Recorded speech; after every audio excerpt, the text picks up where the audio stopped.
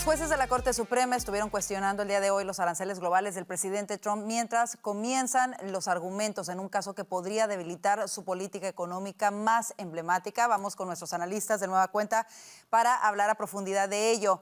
Alfonso, ¿podría una decisión adversa de la Corte Suprema debilitar la capacidad del presidente para responder con rapidez a amenazas económicas? Sabemos que sus políticas arancelarias han sido no solamente en materia económica, pero a base de presión política también. Lo ha utilizado mucho como presión política para conseguir otros fines con su agenda de America First. ¿Cómo lo ves y cómo escuchaste los argumentos presentados el día de hoy y el tono de los jueces? Mira, de las preguntas que se hicieron, me da la impresión que la mayoría va a confirmar las decisiones de primera instancia y decir que el presidente, bajo la ley de emergencia económica, no puede imponer estos aranceles recíprocos arbitrariamente. La pregunta es, ¿es el desbalance comercial una emergencia que le permita al presidente, sin autorización del Congreso, imponer aranceles? Y yo creo que la mayoría piensa que no. Sí hubo unas preguntas más puntuales que da la impresión de que en algunos casos pudiera imponer las tarifas si realmente es una emergencia, por ejemplo, de política exterior para el país. Pero un desbalance comercial de por sí no es una emergencia que permita al presidente unilateralmente, sin autorización del Congreso, imponer estos aranceles. Y esto sería obviamente un golpe enorme al presidente porque esta ha sido la punta de lanza de su política económica y hasta de su política exterior. Así es. Entonces, yo creo que hay que ver cuándo el Supremo emitiría su decisión. Ellos tienen hasta finales de junio del año que viene, cuando termina el término, pero yo creo que ellos saben que esta política está teniendo un impacto en Estados Unidos y a nivel global, y creo que ellos saben que sería importante bajar con una decisión pronto. ¿Cuál podría ser el plan de la administración para enfrentar un fallo contradictorio o un fallo en contra precisamente de los aranceles? Me imagino que deben de estarlo pensando ya, porque si esto implica que tendrían que regresar. Buscar otras leyes en las cuales justificar los aranceles y esperar que los demanden de nuevo y terminen de nuevo los tribunales. Si necesitara pasarlo por el Congreso, me imagino que aplicarían, por ejemplo, también los demócratas en el Senado el filibuster y entonces no le permitirían pasarlo. Me imagino que podría Bueno, encontrarse con aunque esa ya, barrera, ¿no? con lo de los aranceles hay muchos republicanos que no aprueban. En el Senado pasaron legislación para prohibir los aranceles adicionales a Brasil, pero el problema es la Cámara, que no los pueden pasar por la Cámara. O sea que el problema no es el filibuster, el problema son los republicanos. Los de la Cámara apoyan al presidente y en el Senado están en contra de los aranceles, pero necesitan la Cámara para poder impedir que el presidente imponga estos aranceles. Vanessa, ¿cómo lo ves y qué implicaría un fallo en contra de la administración? ¿Qué implicaría? Pues muchas cosas, desde la parte, digamos, técnica y básica de qué va a hacer con, digamos, los aranceles que ya ha cobrado, tiene que devolverlos, cómo los va a devolver, cómo se va a reacomodar todo lo que ha hecho, el dinero que se ha gastado. Yo no sé, a mí en realidad es que me cuesta trabajo entender esta apuesta de la administración, que yo creo que, por ejemplo, una de las preguntas más importantes hoy en los argumentos y más básica fue, ok, si es una amenaza y le estás poniendo aranceles a todos los países, a decenas de países, estás diciendo que decenas de países representan una amenaza para Estados Unidos y eso es muy difícil de argumentar, es decir, es muy difícil argumentar que todos los países son una amenaza y que por eso hay que ponerles impuestos. Y obviamente tuvieron que haber calculado que el echar para atrás eso pues iba a significar un montón de problemas, no solo el costo político de decir no logré ganar esta batalla, sino como decía antes, todas las cosas que no sé cómo se van a arreglar. Yo creería que más que intentar buscar una ley, porque entonces terminaría pasando lo mismo y terminaría otra vez la corte diciendo lo mismo y terminarían otra vez echando para atrás y las cuentas cómo las vas a arreglar, lo más lógico o lo más sensato de la administración sería simplemente utilizar los aranceles en la forma en la que sí se pueden utilizar, por ejemplo, a sectores. hacer aranceles a sectores. Lo que pasa es que obviamente no va a ser así como lo está haciendo el presidente y no va a lograr el efecto que está haciendo el presidente, pero pues yo creo que ya a estas alturas es evidente que hay que acomodarse a lo que se puede hacer y no a lo que se quiere hacer. Lo que En pasa es que el ese, presidente, para bien o para mal, a veces digamos que ve cosas imposibles y él quiere sacarlas adelante, pues yo creo que esta es una de las que le va a tocar que renunciar y decir, no lo logré.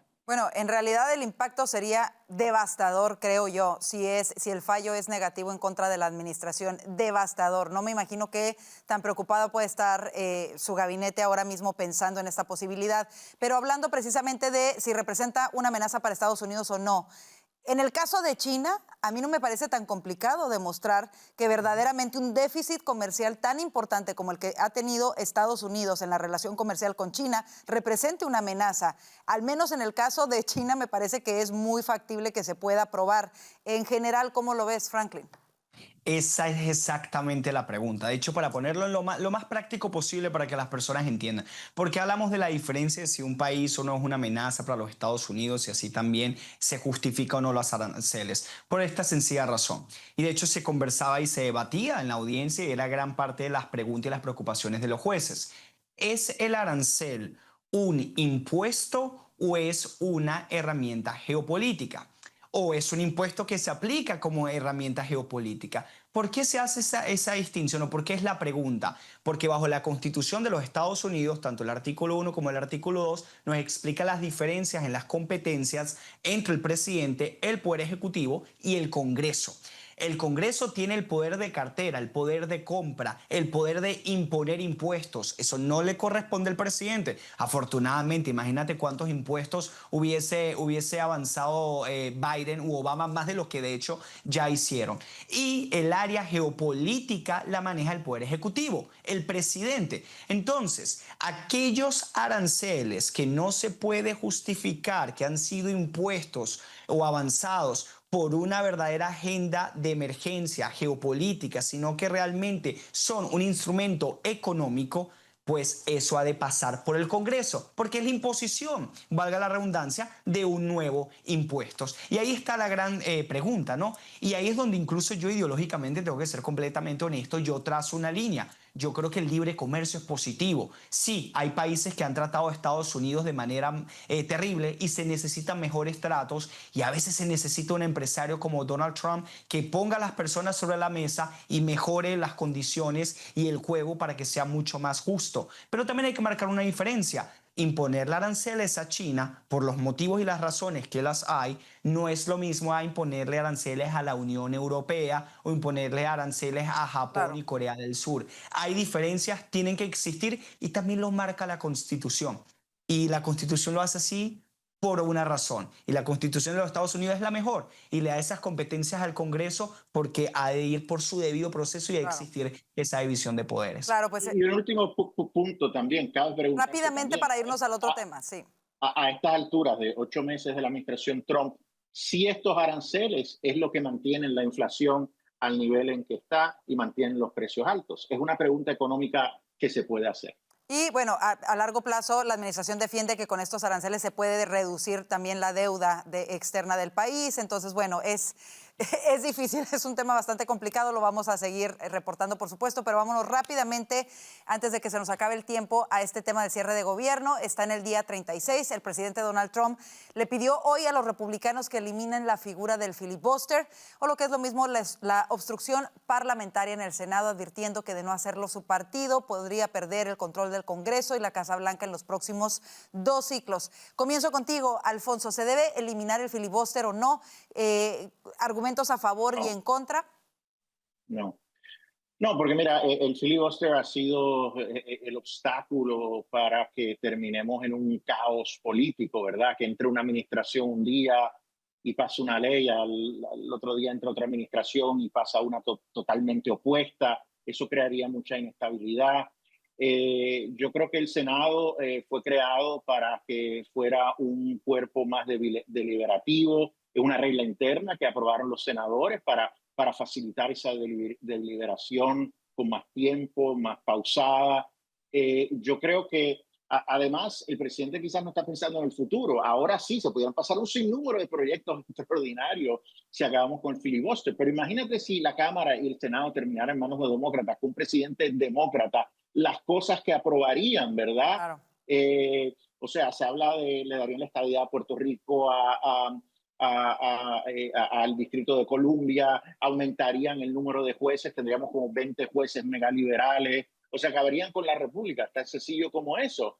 Entonces, el presidente dice que no, que si acaban con el filibuster ahora, los demócratas nunca ganarán unas elecciones. No sé qué quiere decir con eso, pero yo creo que no está pensando en el futuro. Lo que sí favorecería es lo que propuso el senador Cornyn.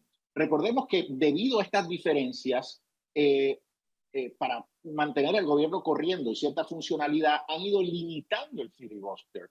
Se ha quitado el filibuster, por ejemplo, para nombramientos al gabinete del presidente, a jueces del Supremo, yo creo que a todos los jueces. Ya y ahora no se propone retirarlo para el entonces, cierre de gobierno, ¿no? Cornyn dice, pues mira, vamos a retirarlo para el cierre del gobierno. Si eso es lo que está en juego, pues entonces basta con una mayoría simple. Yo creo que eso sería prudente y le daría una estabilidad al gobierno de Estados Unidos. Vanessa, ¿cómo lo ves tú? Pues es bien curioso lo que dice el presidente Trump, porque claro, él tiene razón cuando dice los demócratas en el instante en el que puedan hacerlo van a eliminar el filibuster. Entonces, si ellos lo van a hacer de todas maneras, ¿por qué no lo hacemos primero nosotros y hacemos acá una fiesta y pasamos todo lo que se nos dé la gana, ¿no? El punto es que más allá de eso, bueno, más allá de los cálculos políticos que uno puede hacer, de si se va a lograr o no se va a lograr, de qué va a pasar en el futuro, o sea, uno tiene siempre que hacer lo que está bien porque está bien. Y la verdad es que no está bien eliminar esta regla. Es importante que para las cosas grandes se requiera cierto nivel de bipartidismo. A mí lo que me preocupa es qué va a pasar dentro del Partido Republicano con un presidente presionando de esta manera. Según los informes, cuando se fueron los medios esta mañana, el presidente les dijo que esto había sido una derrota para los republicanos, un golpe, y que tenían que eliminar ya el filibuster y sacar adelante toda la agenda para, mejor dicho, hacer toda la carrera. Entonces, no sé, porque es una situación muy difícil y vimos también un informe que vaya uno a saber si es verdad, pero de Axios diciendo que el presidente iba a atacar a todos aquellos que no le hicieran caso con esto de eliminar el filibuster, que los iba a llamar a las 3 de la mañana. Bueno, me da miedo que esto termine en una pelea interna en el Partido Republicano. Y no sé cómo pueda perjudicarles. Y rápidamente, técnicamente, para la audiencia que nos está viendo y a lo mejor no comprenden la figura del filibuster en términos prácticos, es que se necesitan 60 votos en el Senado, no una mayoría simple para aprobar cualquier medida. Por esa razón está cerrado el gobierno. Por esa razón. Para llevar a votación una medida. La medida puede pasar por simple mayoría, pero para permitir que se dé un voto. Y que se concluya. En contra de la medida. Exacto, y que se concluya el proceso. Gracias por la clarificación. Y eso es lo que ha provocado que en este momento haya un cierre de gobierno. No hay los votos necesarios para reabrirlo y mantenerlo operando. Esto está poniendo en riesgo la seguridad de muchas personas que viajan, dejando sin programas a muchos, dejando sin sueldo a empleados federales. Y bueno, por eso está este debate aquí. Franklin, cerramos el tema contigo. ¿Cómo lo ves? Mira, rápidamente, cada vez que existe este tipo de discusiones sobre filibuster, sobre otorgarle al Estado, porque al final esto es lo que representa, el más poder o la capacidad de poder aplicar más medidas y avanzar más agenda con más facilidad, yo me hago una pregunta. ¿Qué haría mi enemigo, qué haría mi adversario político con este poder? Pues terribles cosas, ¿no? Definitivamente. Por eso es que yo apoyo el filibuster, porque aun cuando creo que pudiendo llevar votaciones con una mayoría simple, sin que exista el obstáculo de los demócratas, se pudiese avanzar una agenda y una serie de políticas que yo apoyo, en el momento en que los demócratas tomen el poder, ellos van a utilizar eso para arrasar y para, la verdad, destruir al país. Por esa razón hay apoyo el filibuster y no hay que eliminarlo, no hay que mantenerlo. Sí, puede impedir a veces agendas buenas, el avance de políticas correctas, en este caso incluso mantener el gobierno abierto, y se pueden hacer medidas para tratar de evitar esto. Definitivamente eso sí lo apoyaría. Pero en líneas generales es un mecanismo que te obliga a discutir, que te obliga a debatir, que te obliga a llegar a acuerdos y que no le da a una mayoría pequeña el poder de avanzar lo que quiere. Exacto. Y bueno, lo comentábamos al conectarnos. Demócratas lo han pedido la eliminación del filibuster. No solamente ha sido el presidente Trump, Afortunadamente hasta ahorita no se ha eliminado. Yo también me uno a la idea de que no es una buena idea por las mismas razones que Franklin expone. Como siempre, compañeros, interesantísimo escuchar sus puntos de vista sobre todo esto que nos compete a todos. Gracias, Alfonso Aguilar, Vanessa Vallejo y Franklin Camargo, por ser parte del panel, y gracias a ustedes por su confianza. Los invitamos a seguirnos a través de nuestras redes sociales, aquí aparecen en pantalla, y muy importante, vaya a nuestro canal de YouTube, @VozMedia, suscríbase, active las notificaciones y comparta nuestro contenido. De esta manera nos ayuda a seguir creciendo. Que tenga una excelente noche y, si Dios lo permite, lo esperamos mañana. Bendiciones.